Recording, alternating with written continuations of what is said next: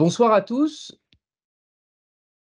Ce soir, dans la continuité de le dernier épisode que nous avons fait lundi dernier, qui portait sur l'engagement d'apprenti et plus exactement sur la situation dans laquelle nous sommes disposés pour traiter cet engagement avec la main sur l'évangile et sur l'épée du vénérable maître. Nous allons parler aujourd'hui de l'épreuve du sang et des 3 coups de maillet que le vénérable maître frappe sur le compas dont la pointe appuie sur le cœur de l'apprenti. L'épreuve du sang conclura ce chapitre sur, l'engagement solennel puisque dans l'instruction morale, nous passerons, à une, étape suivante du processus initiatique de la cérémonie. Mais il a été nécessaire de changer ce soir le programme du cours. On avait a priori envoyé un sujet qui porterait sur, la lumière, le premier rayon de lumière et les épées pointées, aux candidats. Mais j'ai dû faire une modification un peu de dernière minute parce que je me suis rendu compte que le passage que l'on va traiter aujourd'hui, qui est un passage capital, l'épreuve du sang et les 3 coups de maillet, avait été oublié dans le programme initial et donc il fallait faire cette petite rectification de manière à s'assurer de traiter en entier du sujet de l'instruction de l'engagement d'apprenti et de tous les éléments initiatiques qui, l'entourent et le composent. Afin d'entrer dans la compréhension de ce sujet et du sens éminemment spirituel du sang versé en sacrifice par la batterie de 3 coups maçonniques que le vénérable maître va frapper sur le compas avec son maillet dont la pointe le compas dont la pointe est appuyée sur le cœur du récipiendaire, nous allons comme d'habitude prendre, 5 profondes respirations à partir de l'abdomen et nous mettre dans les conditions nécessaires pour entrer dans la contemplation dans la contemplation, pardon, de la signification de, cette haute opération spirituelle qu'est l'épreuve du sang pendant l'engagement d'apprenti. Alors on y va, on met nos mains sur les genoux, on décroise les jambes et on prend 5 profondes respirations à partir du ventre. C'est parti.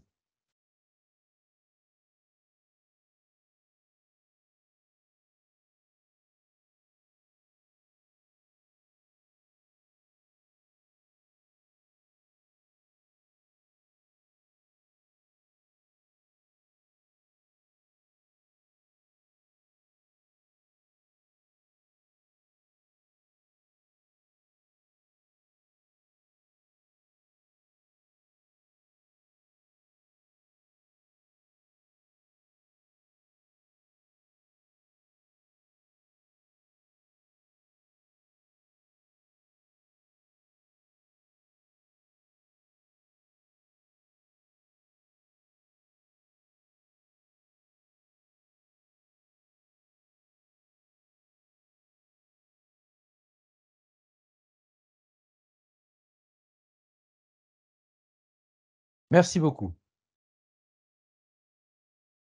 L'instruction morale pour le grade d'apprenti précise à propos de cette épreuve du sang qui effuse symboliquement du corps du candidat après les 3 coups frappés par le vénérable maître sur le cœur du récipiendaire. L'instruction morale en parle ainsi et prend tout un passage relativement long qu'il est facile d'identifier afin de décrire d'abord et d'identifier ensuite, d'expliquer ensuite le sens de cet élément symbolique et initiatique.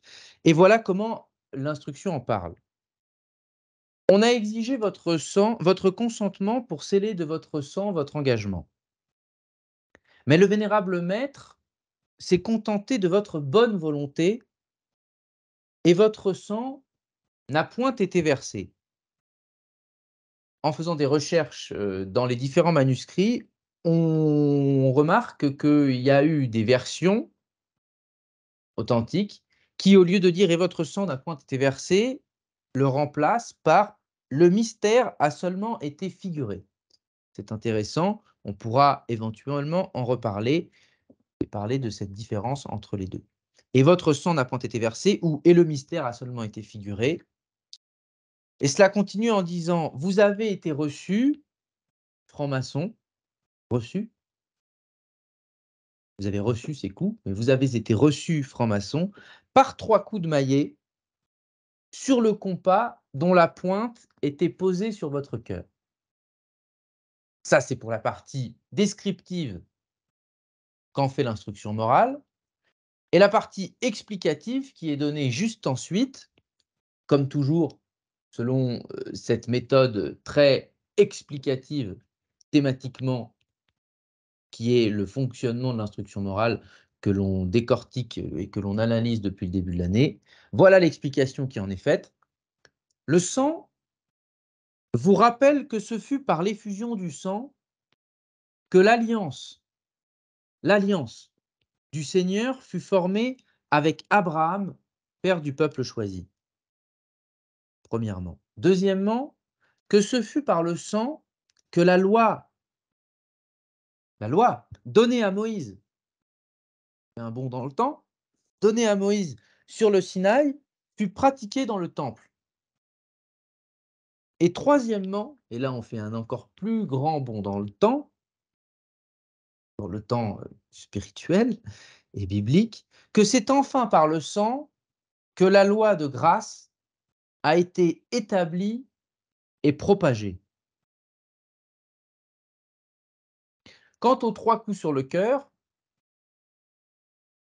l'explication est la suivante: il désigne l'union presque, et j'insiste sur le terme presque, qui passe toujours inaperçu, l'union presque inconcevable, mais c'est inconcevable dont on se souvient, mais la réalité, ces 3 coups désignent l'union presque inconcevable qui est en vous, en tout homme, en toute femme, un de l'esprit, de l'âme, deuxièmement, du corps, troisièmement. Et cette union est le grand mystère de l'homme et du maçon, qui est mystère figuré par le temple de Salomon. Esprit, âme et corps, porte, temple, sanctuaire. Pour exprimer en un mot le lien, la figuration dans le temple de Salomon, qui est d'ailleurs l'image même du tapis de loge. Nous avons le porche, que l'on peut aisément assimiler comme une figuration du corps physique, matériel, visible à l'extérieur. Le temple, qui est d'une certaine manière l'intégralité du porche et du sanctuaire, ou en tout cas qui est ce lien vertical de l'Occident vers l'Orient, c'est ce trait d'union, cette âme, et le sanctuaire, le sanctum sanctorum, le saint des saints, qui est à l'intérieur du temple, qui est ce que le temple, au-delà du porche, l'intérieur du temple conserve et garde, c'est-à-dire, si l'on regarde notre tapis de loge, eh bien, au centre exact qu'un apprenti, s'il ne peut pas la contempler, peut tout de même l'apercevoir, c'est cette étoile flamboyante avec au centre la lettre G. Voilà, en peu de mots, cette union presque inconcevable, corps, âme, esprit, que l'on retrouve à l'intérieur du temple, que l'on retrouve figurée, pardonnez-moi, par le temple de Salomon. Et le tapis de loge est à l'image du temple de Salomon, comme nous l'apprend l'instruction par demande et réponse, autrement appelé le catéchisme. Alors, nous allons nous attarder sur cette explication du sang et de l'épreuve du sang qui est déclinée, on le voit bien, en 3 épisodes. Et conclure par cette union presque inconcevable, et c'est le sang et les 3 épreuves, les 3 épisodes dont il est fait référence dans l'instruction morale à propos de ce sang versé, qui va nous permettre de comprendre, de commencer à contempler, à ouvrir les yeux sur un des grands mystères de l'initiation maçonnique et de l'initiation humaine en général. Par ailleurs, dans quelques épisodes de cela, nous allons voir, en écho à cette thématique des 3 coups frappés sur le cœur et qui font de manière figurative l'effusion du sang du candidat, nous verrons une signification non pas différente, mais qui viendra accomplir, compléter celle que nous allons développer aujourd'hui. C'est la signification des 3 coups frappés sur la pierre brute que, non plus le candidat, mais l'apprenti doit réaliser à l'aide du maillet et sous la garde du second surveillant qui lui montre le travail, et qui est expliqué plus tard dans l'instruction morale, dans quelques paragraphes plus loin.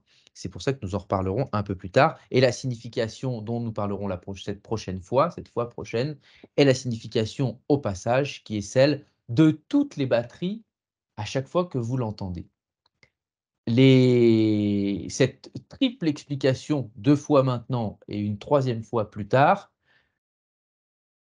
doit servir à vous donner une vision générale de une compréhension même générale de ce cette voie vers un mystère tout particulier que je vais tenter de vous exprimer aujourd'hui, et je ne vais pas l'exprimer seul, sans aucune aide, puisque vous venez d'entendre, cet épisode, enfin, vous venez d'entendre ce passage. Ce passage de l'instruction morale fait référence à 3 passages, non pas de l'Évangile, mais des Saintes Écritures.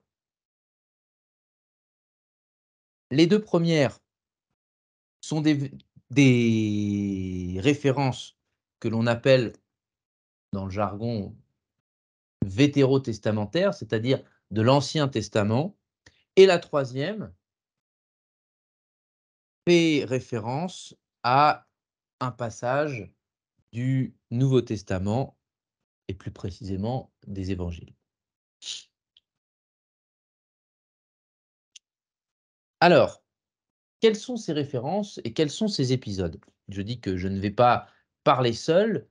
Aujourd'hui, il est nécessaire de nous munir d'une Bible pour bien comprendre et faire le lien direct avec le sujet et les renvois qui sont faits par l'instruction morale. N'oubliez pas que au siècle où, cette instruction a été écrite, beaucoup des frères qui étaient reçus en maçonnerie avaient un enseignement, une culture biblique, pas seulement catholique, mais une culture biblique de par leur éducation. D'autres ne l'avaient pas. Certains ne savaient, même au XVIIIe siècle, toujours pas ni lire ni écrire, vraiment, véritablement, et n'avaient aucune éducation et étaient pourtant reçus en maçonnerie. Ce qui me fait dire que le sujet dont nous allons traiter, ou que nous allons traiter aujourd'hui, est éminemment complexe, et pourtant, il est précisé et exposé à l'apprenti. Alors, on va faire un petit travail aujourd'hui de lecture biblique. Nous n'allons pas faire de l'ecclésiastisme, ni de la catéchèse, catholique, puisqu'il n'est pas question de cela ici, mais nous allons essayer plutôt de voir de quelle référence il est question, à quel passage il est fait référence à l'intérieur de l'instruction morale pour le grade d'apprenti, qui est une instruction qui est la nôtre, qui est maçonnique et qu'il convient de comprendre, et donc pour laquelle il convient d'avoir un minimum, un rudiment de connaissances et de culture biblique. Le premier passage dont il est question, lorsque l'instruction morale nous dit que le sang vous rappelle ce fut par l'effusion du sang que l'alliance du Seigneur fut formé avec Abraham, père du peuple choisi. Cette première référence nous renvoie au livre de la Genèse, au chapitre 17, du verset 1 à 14 que je vais vous lire à l'instant. Pour vous introduire l'épisode, c'est le moment où Abraham, espérant avoir un fils, demande à l'Éternel de l'exaucer, et c'est à ce moment-là que Dieu fait une nouvelle promesse à Abraham, une promesse d'alliance, c'est la fameuse première alliance, qui aboutit sur l'institution de la circoncision. Abraham entrant déjà dans sa 99e année, le Seigneur lui apparut et lui dit: Je suis le Dieu Tout-Puissant, marchez devant moi et soyez parfaits. Je ferai alliance avec vous et je multiplierai votre race jusqu'à l'infini.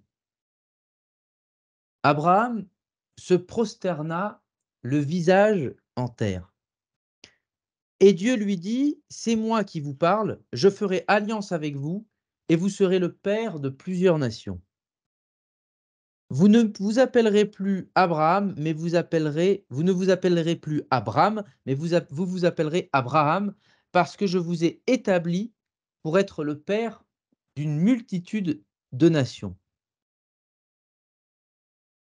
Je ferai croître votre race à l'infini, je vous rendrai le chef des nations, et des rois sortiront de vous. J'affermirai mon alliance avec vous, et après vous, avec votre race dans la suite de leur génération, par un pacte éternel, afin que je sois votre Dieu et le Dieu de votre postérité après vous. Je vous donnerai à vous et à votre race la terre où vous demeurez maintenant comme étrangers, tout le pays de Canaan, afin que vos descendants le possèdent pour jamais, et je serai leur Dieu. Dieu dit encore à Abraham: Vous garderez donc aussi, c'est très important, vous garderez donc aussi mon alliance, et votre postérité la gardera après vous de race en race. Voici le pacte que je fais avec vous, afin que vous l'observiez, et votre postérité après vous. Tous les mâles d'entre vous seront circoncis, vous circoncirez votre chair, afin que cette circoncision soit la marque de l'alliance que je fais avec vous. L'enfant de 8 jours sera circoncis parmi vous. Et dans la suite de toutes les générations, tous les enfants mâles, tant les esclaves qui seront nés de votre maison que tous ceux que vous aurez achetés et qui ne sont point de votre race seront circoncis. Ce pacte que je fais avec vous sera marqué dans votre chair. Je répète, ce pacte que je fais avec vous sera marqué dans votre chair comme le signe de l'alliance éternelle que je fais avec vous. Tout mâle dont la chair n'aura point été circoncise sera exterminé du milieu de son peuple, parce qu'il aura violé mon alliance.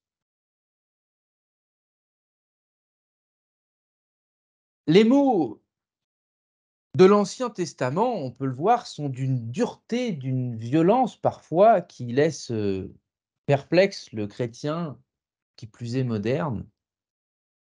Mais n'oublions pas qu'il faut lire ces lignes, cette traduction, qui est une traduction particulièrement reconnue parmi tous les chercheurs et tous les mystiques, la traduction en français qui s'appelle la traduction de Lemaître de Sacy, traduction janséniste de Port-Royal, qui est vraiment la traduction du XVIIe siècle, une des plus pures et des plus attentives, qui a été celle que Victor Hugo, Blaise Pascal ont utilisée toute leur vie. Cette traduction et ces textes sont à lire et à entendre, pas sur le plan symbolique, mais sur le plan initiatique, sur le plan hautement initiatique. Ces textes n'ont aucun sens sur le plan social et moral. Il faut dépasser ce sens premier pour entrer dans l'explication des mystères qui fondent notre initiation et notre régime. Et c'est pour cela que ce premier passage que je vous lis m'apparaît essentiel puisqu'on y fait directement référence.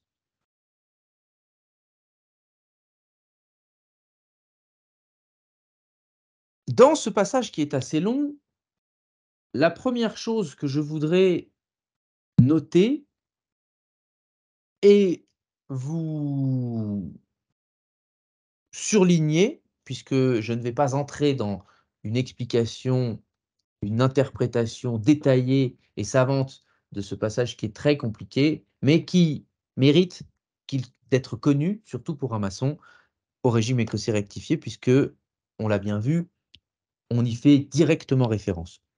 En surlignant les éléments qui sont en écho de notre rituel, et plus qu'en écho, qui sont des références directes, dont le rituel fait des références directes, je pense, j'espère, que cela vous donnera le goût de lire, contempler davantage et entrer dans une certaine oraison intérieure de de ce passage de l'Écriture sainte. La première chose que je veux noter, c'est que, pour le coup, c'est très, numérique et mathématique. Il est précisé que cet épisode apparaît à l'âge auquel Abraham entre dans sa 99e année. Sur le plan arithmosophique, le 9, dont il sera encore question régulièrement au sein du régime écossais rectifié et dont on reparlera largement dans les grades supérieurs, en réponse au 3 qui est extrêmement présent au grade d'apprenti, ce 2 fois 9 est véritablement l'annonce prophétique que quelque chose de très important va se dérouler dans la suite de l'épisode. Le Seigneur, Dieu, l'Éternel, dit à Abraham: «Marchez devant moi et soyez parfaits». La première fois qu'on lit ce passage, soit on fait tout de suite, un lien avec, Jean-Baptiste, saint Jean-Baptiste qui dit: «Je suis la voix qui crie dans le désert, préparez la venue du Seigneur», à la fin du texte, enfin, dans les évangiles, soit on ne comprend pas du tout de quoi il est question et on ne comprend pas pourquoi Dieu demande à Abraham de marcher devant lui et d'être parfait. Simplement, je ne donne pas particulièrement de réponse, je veux simplement surligner cet élément surprenant. On en reparlera un peu plus tard. Il lui dit ensuite: «Je ferai alliance avec vous et je multiplierai votre lignée». L'idée même de cette alliance est de permettre à l'homme et à Dieu d'être dans une communion première, primitive, qui permettra à l'homme de se multiplier jusqu'à l'infini, il est précisé. Jusqu'à l'infini. De multiplier cette lignée sage, patriarcale, première et juste, jusqu'à l'infini. Que se passe-t-il après cette annonce de l'Éternel, puisque c'est la première fois que Dieu annonce à Abraham qu'il l'a choisi comme le père des nations, avec qui il fera alliance? Abraham se prosterne le visage en terre. Se prosterne le visage en terre, c'est précisément, souvenez-vous, ce dont on a régulièrement parlé, la définition de l'humilité. Quand je disais la dernière fois ou les dernières fois que l'humilité, c'était pas l'humilité, de petite morale, mais c'était l'humilité hautement éthique et hautement spirituelle, c'est l'humilité devant l'être éternel et infini, cet être primaire, premier, dont nous tenons l'existence et la vie et qui nous permet d'être et de nous développer et de nous multiplier et dans cette multiplication, de transmettre d'âge en âge, depuis le fond des âges et jusqu'à la fin des temps, cette première initiation, cette, doctrine primitive, cet enseignement primordial qui a été donné à l'homme dès son commencement et que Dieu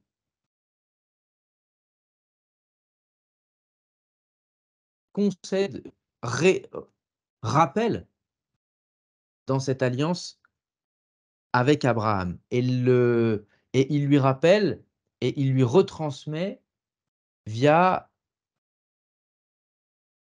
un principe matériel puisque Abraham, à la différence du premier homme avant les temps, Abraham est un homme de chair, un homme sur terre et cette alliance doit se faire nécessairement par les éléments.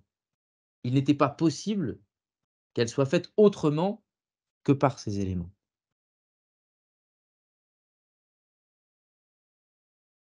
Je ferai alliance avec vous, répète-t-il, l'Éternel, et vous serez le père, encore un élément très important à surligner, vous serez le père de plusieurs nations.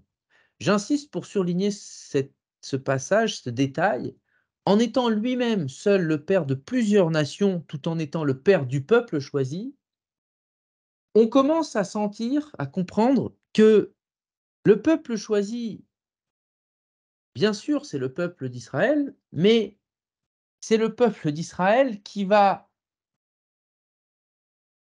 évoluer de génération en génération, qui va se décliner et se propager, on le verra dans la suite des 2 autres épisodes, qui va se propager jusqu'aux chrétiens et qui fera une, transmission du vétérotestamentaire au néo-testamentaire, c'est-à-dire qui fera une transmission de à travers ce père de plusieurs nations, mais d'un seul peuple, où le juif et le chrétien sont ensemble une seule et même patrie, que leur patrie, plus exactement, est la même et elle est celle, pour sauter hâtivement à la conclusion, celle de la cité sainte de la Jérusalem céleste, qui est la patrie du maçon, comme du chrétien, comme du juif.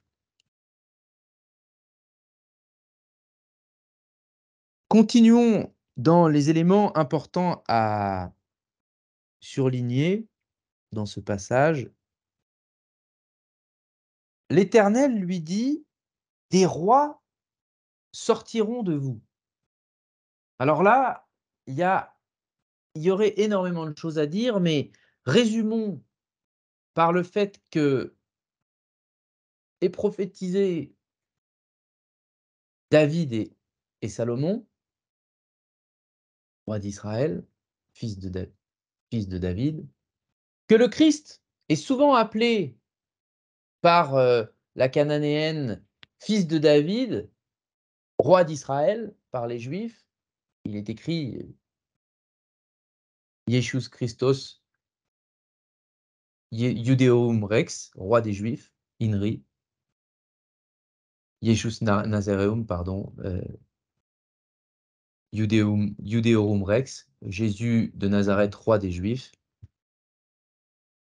Et que effectivement, les Juifs, attendant le Messie, attendaient un roi qui allait les sauver de l'inquisition romaine, qui allait les sauver de l'oppression sociale et politique, alors que le Christ passe son temps dans les évangiles à expliquer que le salut ne vient pas de César, ne vient pas de la société, ne vient pas de la politique, mais qu'il vient d'en haut, du spirituel, du céleste.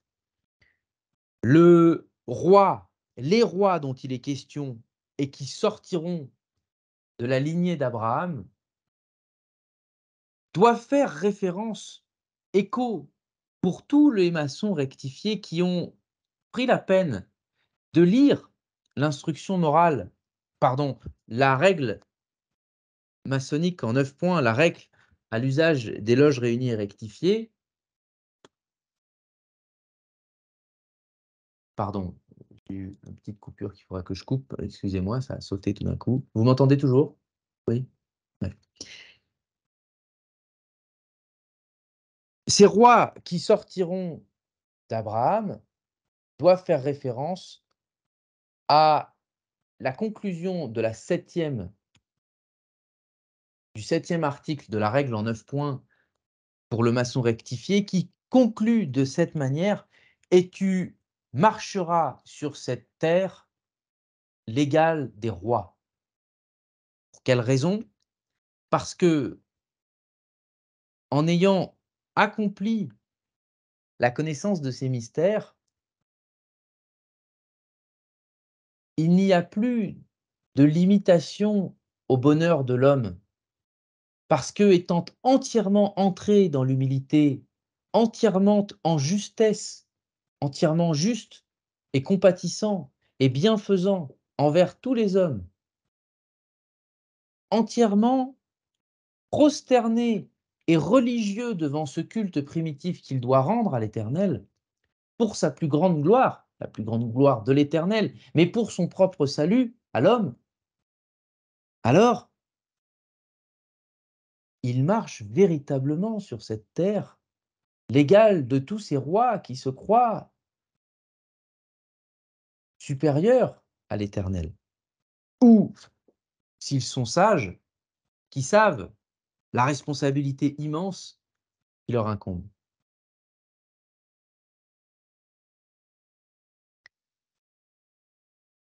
Le passage de la Genèse continue et nous informe d'un autre élément fondamental. L'Éternel dit à Abraham: «Vous garderez donc aussi mon alliance, vous garderez mon alliance et votre postérité la gardera après vous de race en race». Alors, pour éliminer tout de suite toute forme de préjugé vis-à-vis de ce terme, la traduction que j'utilise date du XVIIe siècle. Le sens qu'on donne ou qu'on donnait au terme race à l'époque, la racine du mot race, c'est précisément racine, c'est-à-dire de génération en génération. Au-delà de toute époque, c'est-à-dire au-delà même des divergences de générations qui créeront des nations, qui créeront des racines différentes, des branches différentes de l'homme. Mais votre postérité, Abraham, gardera cette alliance avec moi de race en race. Comment est-ce qu'elle sera gardée? Et c'est là qu'on revient à l'idée, qu'on revient au sang. Dans ces temps archaïques,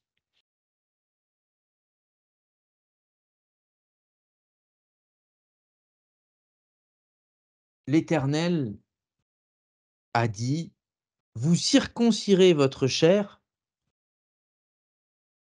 afin que cette circoncision soit la marque de l'alliance que je fais avec vous». Je ne veux pas rentrer dans le questionnement, le débat de savoir si ce sont des hommes qui ont écrit ça ou si c'est Dieu qui a réellement parlé aux hommes et inspiré les hommes. Quoi qu'il en soit, si, comme le dit Annick de Souzenel, toute la Bible doit être lue de manière initiatique et symbolique, il convient de surligner et de comprendre l'importance, dans ces temps reculés, l'importance du fait de marquer la chair pour ne jamais oublier l'alliance que l'homme a fait avec l'Éternel.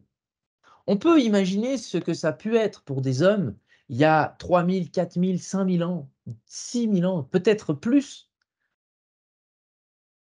ce que a pu être le fait de se marquer dans sa chair, de manière à ce que ce ne soit jamais oublié. On pense d'ailleurs, en parlant de ça, en y dès qu'on commence à y penser, on pense à, encore aujourd'hui, des pratiques primitives de ce qu'on appelle l'art primitif, qui est et on comprend pour quelles raisons certains peuples continuent de vivre des initiations qui les marquent sur le plan corporel. Nos mœurs sont à des années-lumière de cela, mais on comprend la logique.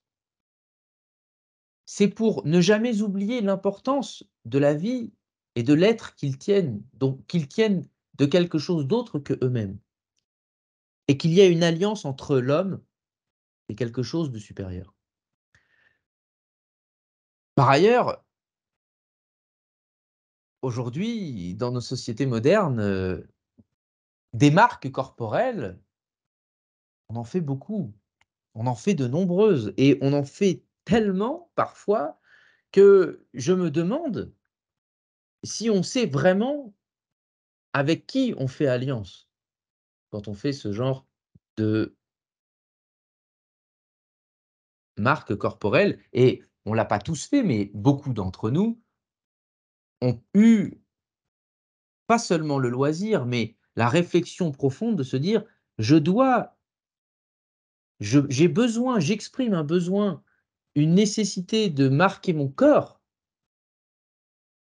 de tatouer mon corps, afin que ce que j'y mets comme marque me rappelle quelque chose». Eh bien, dans ce passage qui remonte, avant l'histoire, on a, les prémices de ce qu'aujourd'hui on peut appeler, le tatouage corporel, la marque corporelle. Et cela continue: «Ce pacte que je fais avec vous sera marqué dans votre chair comme le signe», si jamais ça n'avait pas été assez compris, «comme le signe de l'alliance éternelle que je fais avec vous». Donc la circoncision, dont on a maintes fois entendu parler dans la tradition juive, qui se fait aux hommes, mais qui en réalité se fait au corps, qui, on le verra plus tard, doit être compris comme un corps spirituel. Alors charnel, effectivement, mais également spirituel. Notre corps doit être marqué d'une manière ou d'une autre par cette alliance avec l'Éternel. Et dans les temps anciens, c'est comme cela que les Saintes Écritures nous l'ont présenté. Voilà qui conclut le premier temps de la première référence au au sang et à l'effusion du sang. La deuxième référence intervient dans le livre suivant de la Bible, qui est celui de l'Exode et qui retrace, l'histoire de Moïse. Et dans le livre de l'Exode, au chapitre voilà, au chapitre 34 de l'Exode, Dieu, avec Moïse, renouvelle son alliance à travers Moïse, renouvelle son alliance avec les hommes à travers Moïse. Et c'est dans ce renouvellement qu'il, entre autres choses, lui ordonne de sacrifier des bêtes et non pas seulement, je passe les détails évidemment qui nous feraient prendre trop de temps, mais il lui ordonne de sacrifier des bêtes dans le temple par un holocauste. Et cette ordonnance fait partie de ces commandements, ce commandement fait partie de ceux qui sont donnés à Moïse sur le Sinaï. Je vous lis là aussi les extraits bibliques qui font référence, afin que vous en ayez la connaissance, qui font référence à ce passage de l'instruction morale, que je vous rappelle d'abord: «Que ce fut par le sang que la loi donnée à Moïse sur le Sinaï», c'est bien de cela qu'on parle, la référence est bonne, «fut pratiquée dans le temple». De quelle loi est-il question? Je vous lis les extraits sélectionnés. Moïse tailla 2 tables de pierre, chapitre 34, verset 4. Monta sur la montagne de Sinaï, se prosterna contre terre et adora l'Éternel. Le Seigneur lui répondit, soulignons ici, je ferai alliance, une fois de plus, je ferai alliance avec ce peuple à la vue de tout le monde. Et plus loin, vous ne m'offrirez point avec du levain le sang de la victime qui m'est immolée. La victime qui est immolée et que l'Éternel demande à être immolée, il s'agit d'une brebis, et c'est pour cela que dans la tradition juive, on fête chaque année Kippour, qui perpétue ce sacrifice d'une bête le jour de Kippour pour, la, pour perpétuer ce commandement qui a été donné à Moïse sur le Sinaï.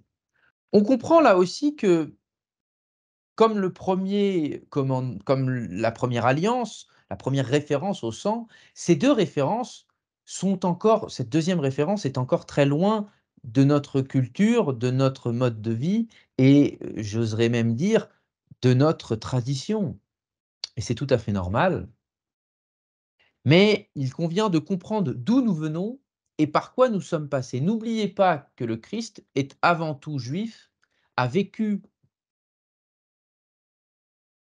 en Israël, est né juif et qu'il est descendant d'Abraham et même d'Adam, et qu'il était essentiel que le Christ, que Jésus de Nazareth soit entièrement, authentiquement de cette lignée dont il est question et pas d'une autre, pour qu'il soit réellement le Dieu fait homme, le Fils de Dieu, mais également le Fils de l'homme. Et le Fils est le dernier, ou plus exactement, le dernier patriarche de l'Ancien Testament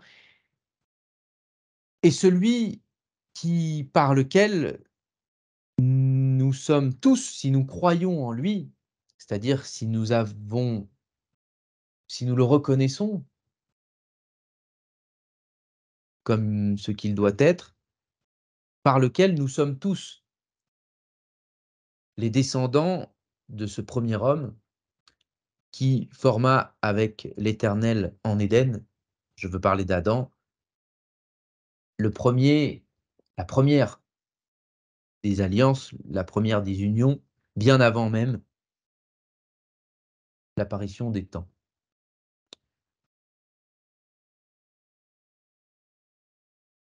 Le troisième épisode de la Bible nous fait faire un énorme bond dans le temps et on se rend bien compte que, il est difficile pour vous de le voir, mais on se rend bien compte que les 2 premiers passages dont j'ai fait lecture font partie des 2 premiers livres, c'est-à-dire de la Genèse et de ce qui vient juste après, pour ensuite sauter une quarantaine de livres et se rendre à l'Évangile, à la fin de la vie du Christ. Ce dernier passage auquel fait référence, l'expression de l'instruction morale que je vais vous ai lue tout à l'heure, que c'est enfin par le sang que la loi de grâce a été établie et propagée. Cette loi de grâce qui a été établie et propagée par le sang fait référence à tout ce que bon chrétien pratiquant, qu'il soit catholique, protestant, peu importe son sa confession, connaît très bien. C'est la suivante, dans l'évangile de Matthieu au chapitre 27, le verset du verset 26 au verset 28, mais particulièrement le verset 28, que je vous lis et que vous reconnaîtrez instantanément. Or, pendant qu'il soupait, Jésus prit du pain, et l'ayant béni, il le rompit et le donna à ses disciples en disant, prenez et mangez, ceci est mon corps. Et prenant le calice, il rendit grâce et il leur donna, en disant, Buvez-en tous. Dernier verset. Car ceci est mon sang, le sang de la nouvelle alliance, qui sera répandu pour plusieurs en rémission des péchés. Alors, ça me permet de faire une petite parenthèse. Vous avez entendu des différences entre ce qu'on entend à l'Église catholique, dans la liturgie catholique, et la traduction de Le Maître de Saint-Cy qui, à la relire, nous éclaire, parfois, en tout cas, nous donne une vision différente de ce texte, de manière peut-être moins dogmatique, mais beaucoup plus enseignante. Chapitre verset 28, donc que je vous répète: «Ceci est mon sang», pas n'importe lequel, le sang de l'alliance nouvelle, de la nouvelle alliance, qui sera répandu pour plusieurs. Et pourquoi? En rémission, c'est-à-dire non pas en annulation, mais en rachat des péchés, comme une dette que l'on rachète. Il faut bien comprendre qu'un péché n'est pas forcément ce que la plupart des gens en comprennent parce que, ils ont parce qu'on leur a pas forcément expliqué d'une manière très, heu, reluisante. Mais il y a une différence fondamentale entre le péché et la faute. Le péché peut se traduire ou s'exprimer par le fait d'être en déséquilibre, d'être déséquilibré, d'être en non-conformité avec notre loi intérieure. Manquer à la loi, j'en ai déjà parlé la dernière fois, être à l'écart de notre nature première, de notre nature fondamentale, c'est être en état de péché. Le péché est un état de déséquilibre. Ce n'est pas une faute. Ce qui est une faute, c'est de savoir, de connaître notre état de déséquilibre et d'y persister volontairement, en pleine conscience. Mais reconnaissant l'état dans lequel nous sommes, de déséquilibre, qui est constant et ancestral chez l'homme, depuis qu'il a quitté son principe, eh bien, reconnaissant cet état de détresse dans lequel il est, s'il se prosterne, s'il sait, comme on dit dans le jargon moderne, faire amende honorable, mais c'est pas, si, faux que ça. Si l'on sait honorablement, dignement reconnaître, non pas nos fautes, mais l'état de déséquilibre dans lequel nous sommes, la détresse qui est la nôtre, détresse ontologique, c'est-à-dire détresse de l'être, détresse spirituelle, détresse de ce sentiment de vertige qui est de savoir que nous sommes à la fois mortels, mais capables de comprendre par intuition l'immortel. Prendre conscience de la fin de notre être et prendre conscience qu'il ne vient pas de nous, que nous ne sommes pas maîtres de notre propre être, que nous ne sommes pas maîtres ni de notre propre vie, ni de notre propre mort.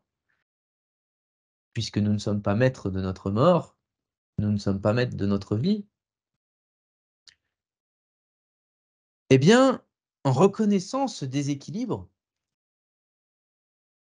il est nécessaire de rendre ce culte. Et là, on rentre vraiment dans le cœur de la fameuse doctrine qui est en filigrane de l'intégralité du régime écossais rectifié.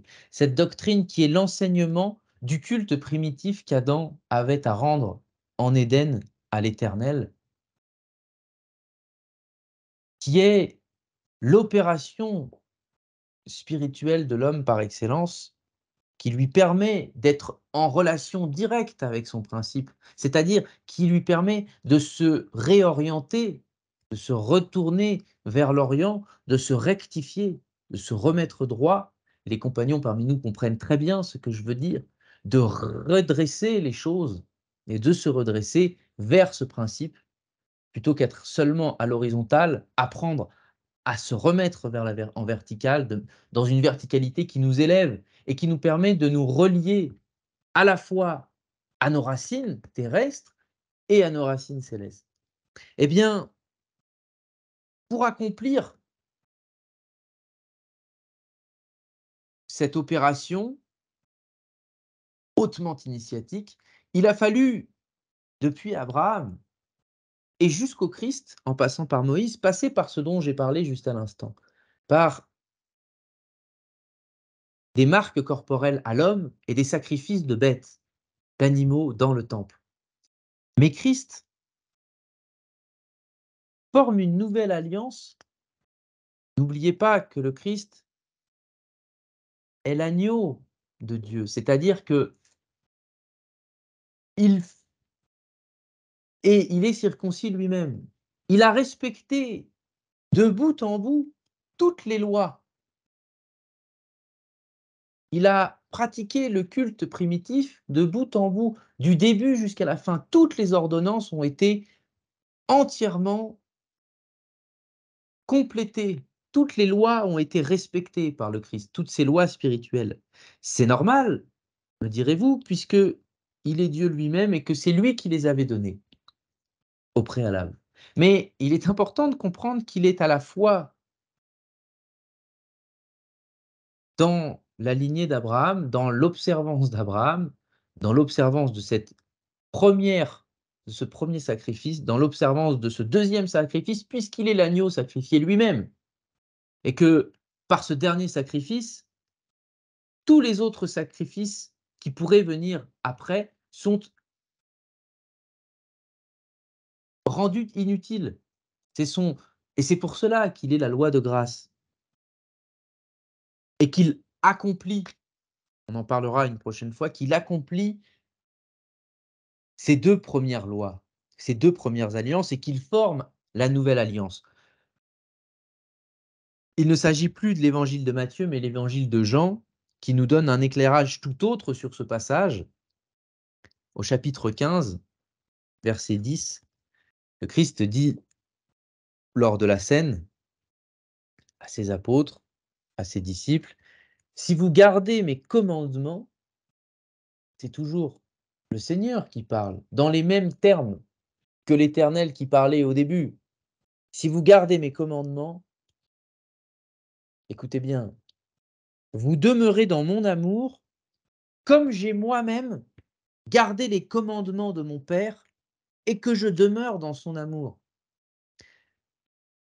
Ce verset est l'expression de la transmission depuis les premiers commandements archaïques d'Abraham, puis de Moïse, jusqu'à lui, et à travers lui, un nouveau, verset 12, 2 versets plus loin. Le commandement que je vous donne est de vous aimer les uns les autres comme je vous ai aimé.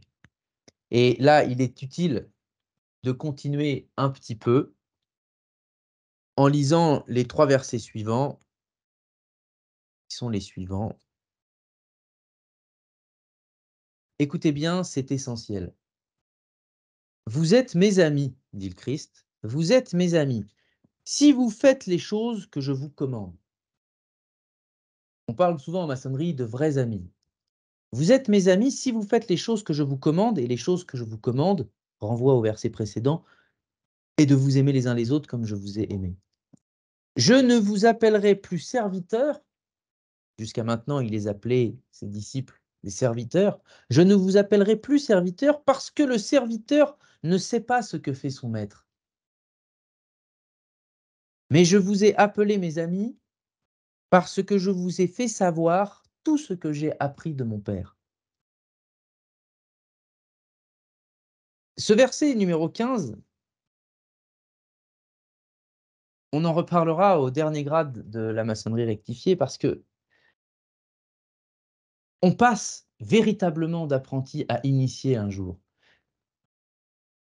On est entre nous et je peux vous le dire, il arrive un moment, si l'on s'imprègne véritablement, si l'on entre véritablement dans la contemplation de ces mystères et de ces sublimes vérités, arrive un moment où on n'est plus seulement serviteur, mais ami du Seigneur.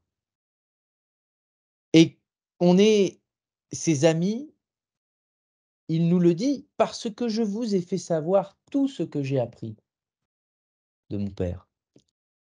Quand on nous dit à maintes reprises qu'on ne peut pas connaître la vérité, on ne peut pas connaître, la justice et qu'on passera une vie à ne rien connaître. C'est vrai, on ne connaîtra jamais le nom véritable de Dieu, on ne connaîtra jamais Dieu lui-même. On le connaît de ne pas le connaître. Mais ce que Dieu apprend aux hommes, cela, nous pouvons le connaître et nous devons le connaître. Et c'est pour cela que nous devenons les amis de Dieu et qu'il forme avec nous une alliance. On n'est pas simplement ses serviteurs, on n'est pas simplement ses esclaves, on est en dessous de lui, mais ses plus proches amis et il nous aime et c'est pour cela. Il nous aime bien au-delà d'une vision sociale et morale de l'amour, mais il nous aime d'un amour spirituel qui est la seule voie qui nous permet de nous accomplir autrement que par le sacrifice de la chair. Mais les 2 premières alliances dont j'ai parlé, qui sont très rapprochées, par opposition ou plus exactement par écartement avec la première loi, avec la dernière loi qui est à la fin, pardonnez-moi, nous montrent, le temps qu'il a fallu aux hommes, et pas simplement aux Hébreux, aux Juifs et aux chrétiens, mais à tous les hommes, au-delà de la culture, à tous les hommes, pour conserver cette doctrine dont on parle. Entre les 2 temps, Abraham, Moïse et le Christ, la conservation de cette première loi avec l'Éternel est la raison d'être principale de tous les livres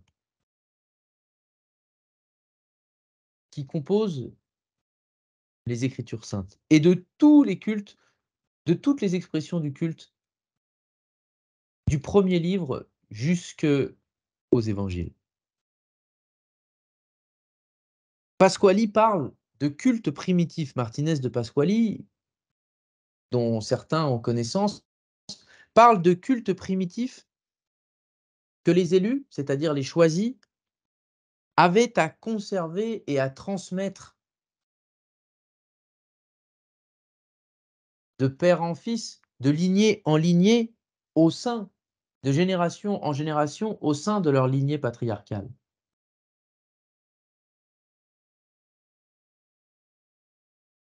Cette lignée patriarcale dont il est question chez Pasquali, c'est cette lignée archétypale, d'archétypes d'hommes qui, depuis aussi longtemps qu'ils sont hommes, ont eu un jour le besoin de se transmettre ces divines connaissances. Depuis l'archétype d'Adam, dont la descendance aboutit à Jésus-Christ, cette descendance n'a pour but que de conserver cette pratique initiatique dans l'attente de celui qui vient pour l'accomplir, c'est-à-dire du Christ. Et c'est-à-dire l'accomplir, c'est-à-dire la rendre complète, cette initiation, cette doctrine, cette pratique initiatique, la rendre complète, la rendre parfaite, la rendre aboutie. Et c'est la raison d'être du Messie, de l'envoyé, de celui qui est attendu et qui a été attendu et que certains ont reconnu. Et là, je vous renvoie au prologue de l'évangile de Jean, sur lequel nous prêtons serment, un passage essentiel qui est: «Mais à tous ceux qui ont cru en son nom, il a donné le pouvoir d'être les enfants de Dieu, c'est-à-dire les amis de Dieu.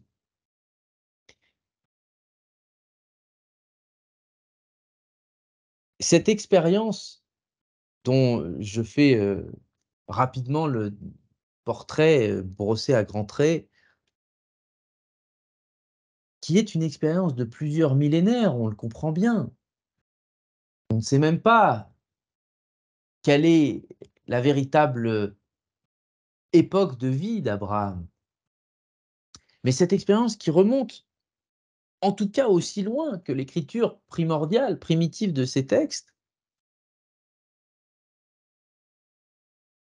4000 ans, 6000 ans, 10 000 ans, peut-être beaucoup plus, toute cette expérience, au travers des millénaires, est tout entière condensée dans ces 3 coups de maillet que le vénérable maître a frappés sur votre cœur. Et ça, ce coup que le vénérable maître va chercher, cette charge qu'il va prendre à l'Orient dans son maillet, à l'endroit où il siège, de là d'où vient la vraie lumière, et qu'il charge de quoi? De toute la puissance spirituelle et divine qui s'y tient. D'ailleurs, on l'a juste là? Non, il est là, mais il y a quelques jours, on avait laissé, traîner un delta ici. Le fait d'aller chercher symboliquement, mais tout de même spirituellement, cette puissance figurée par le delta, cette puissance lumineuse d'Orient figurée par le delta, pour venir frapper sur le cœur à nu de l'apprenti,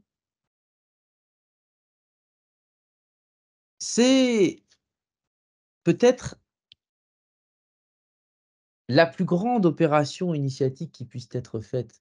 Parce que le fait de parvenir à condenser en 3 simples coups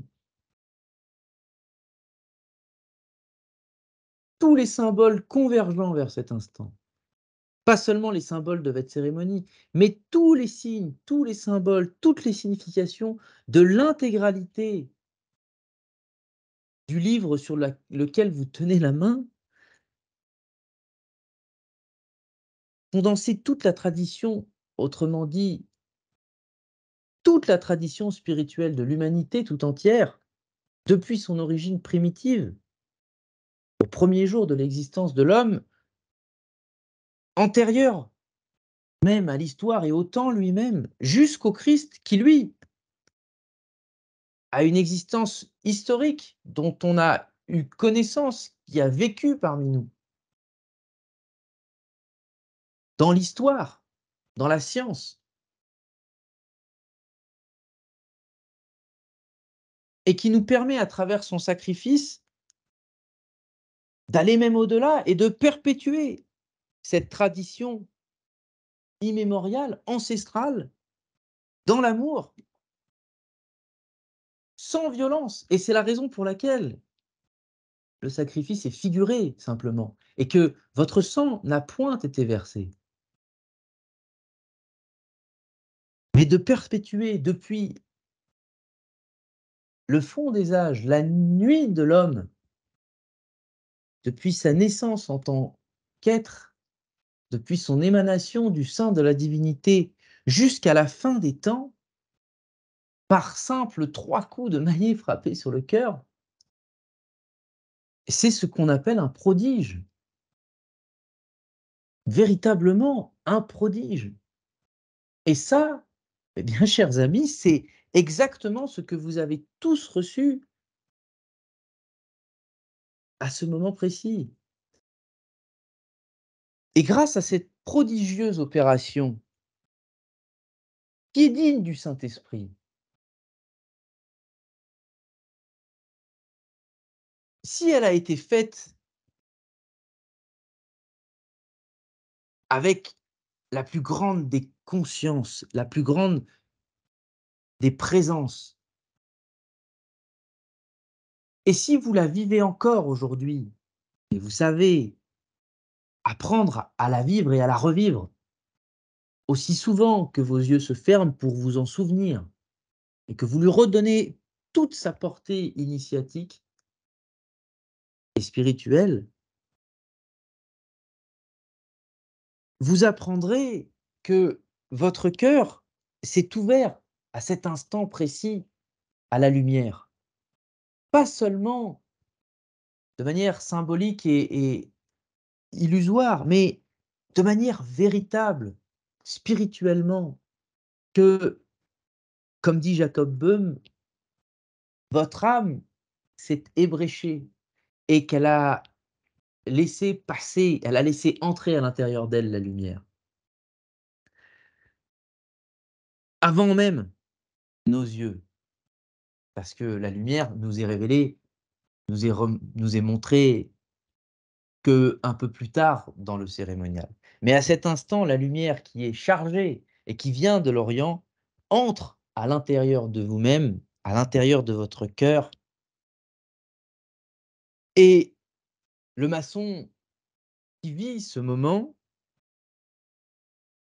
et qui le médite, qui le contemple et le contemple encore, doit avoir compris, même si notre tête est encore ignorante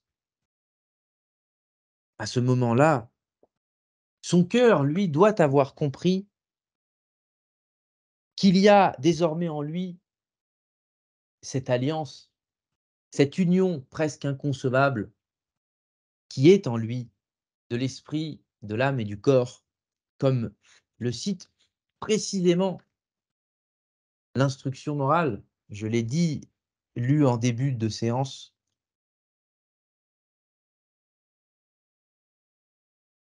Seule ce qu'on pourrait qualifier d'une véritable épiphanie initiatique, d'une apparition initiatique de Dieu à l'intérieur de nous-mêmes,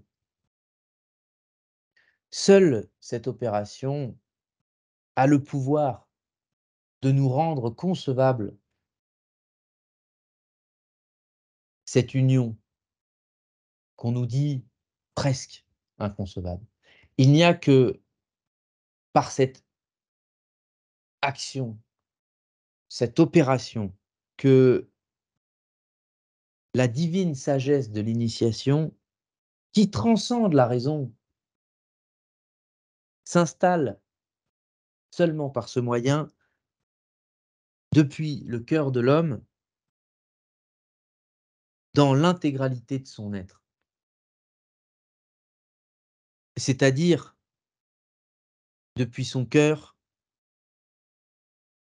vers son esprit, son âme et son corps, afin que nous soyons tous